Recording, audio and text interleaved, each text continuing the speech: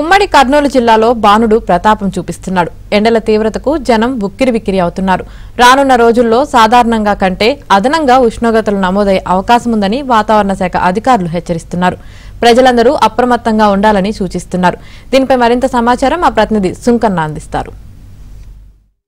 కర్నూలు జిల్లాలో 4-5 రోజుల నుంచి ఎండల తీవ్రత పెరుగుతుంది. ఉదయం 10 గంటల నుండి సాయంత్రం 6 గంటల దాకా ఎండల వేడి బాగా ఎక్కువగా ఉండడంతో జనాలు బయటికి రావాలంటేనే భయపడుతున్నటువంటి పరిస్థితి.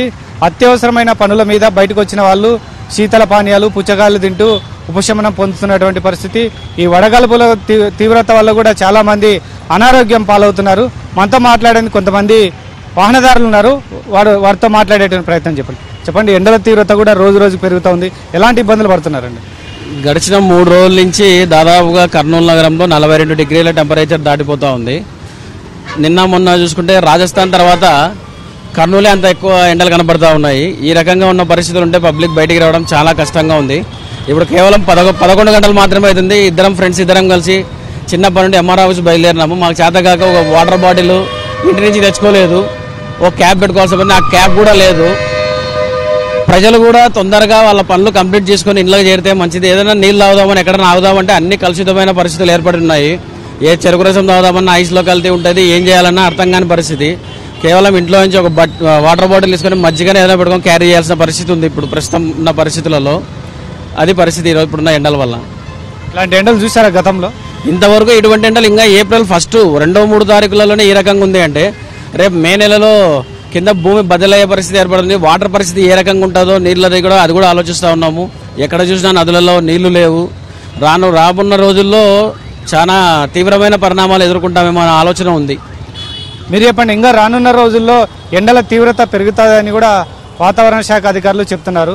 సో ఎలా అండి సార్? ఇప్పుడు ఈ పొజిషన్ చూస్తుంటే ఏప్రిల్ 1 వీకే 45 టెంపరేచర్ని 10:30-11 మధ్యలోనే చూస్తున్నాం మేము.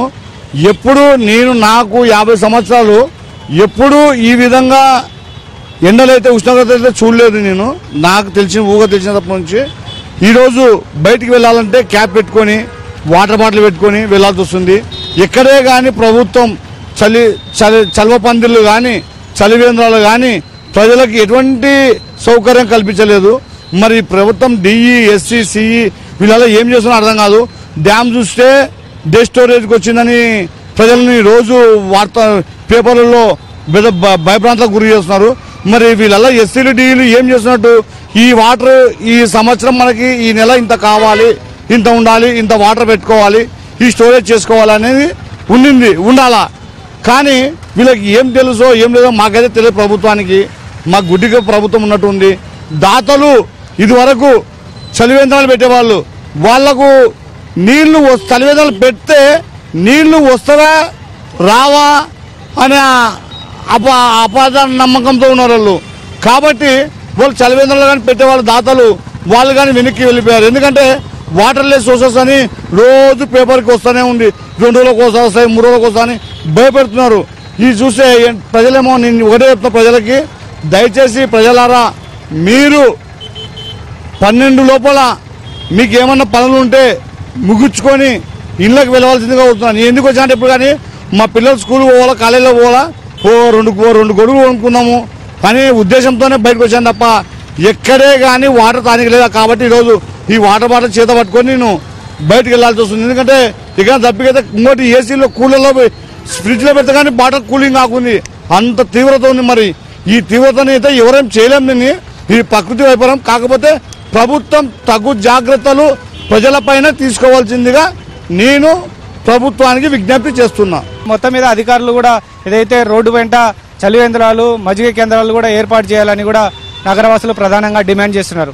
కెమెరా పర్సన్ సురేంద్రబాబుతో సుంకన్న, ఏబీఎన్ ఆంధ్రజ్యోతి.